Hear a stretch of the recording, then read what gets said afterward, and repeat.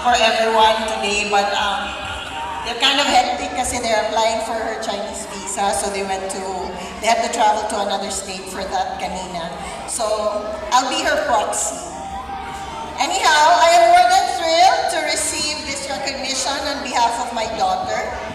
This really touches our hearts. Thank you for appreciating Hailey's work.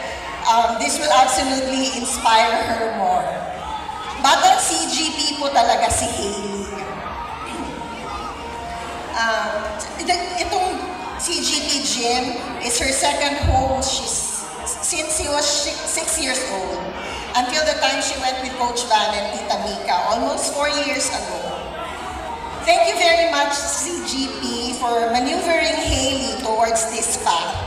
Tita Susan, Miss Joy, and everybody po sa Club Gymnastica, maraming salamat sa unwavering support ninyo kay Hailey.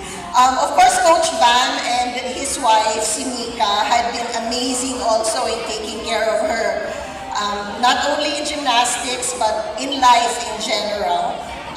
To those who does not know, she lives with them sa Utah po. Of course, there is also Coach Tammy, who was very instrumental in opening the chance for our CGP girls to train in the US. Kaya thank you very much to Coach Tammy. And of course, hindi natin makakalimutan all the Club Gymnastica coaches of Hailey, since she was level 1 hanggang up to the next levels niya. Lahat po kayo, hindi ko na kayo maisa-isa, but lahat po kayo is part of Hailey's journey. Wherever she will end up, whatever it is na mararating niya, please know that you have helped shape her into the kind of gymnast that she is now. Hailey still has a long way to go, but she has already covered quite a good stretch. And tuloy-tuloy lang siya, sila ni Coach Van and Coach Tammy. There is no stopping her. She will always carry the Club Gymnastica name with her, kahit saan siya mag-compete. Please help pray for Hailey's safety and good health. Her success is also the success of Club Gymnastica. Again, maraming pong salamat from the bottom of our hearts. To all the gymnasts, dream big, keep your eyes on that goal, be unstoppable, never doubt yourself for a second, keep moving forward. To the parents here today, allow your kids to engage in sports. You are building character.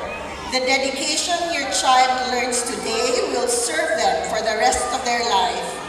This is a win-win situation. Walang talo dito. So more power to Club Gymnastica. Wishing you continued success in shaping amazing athletes.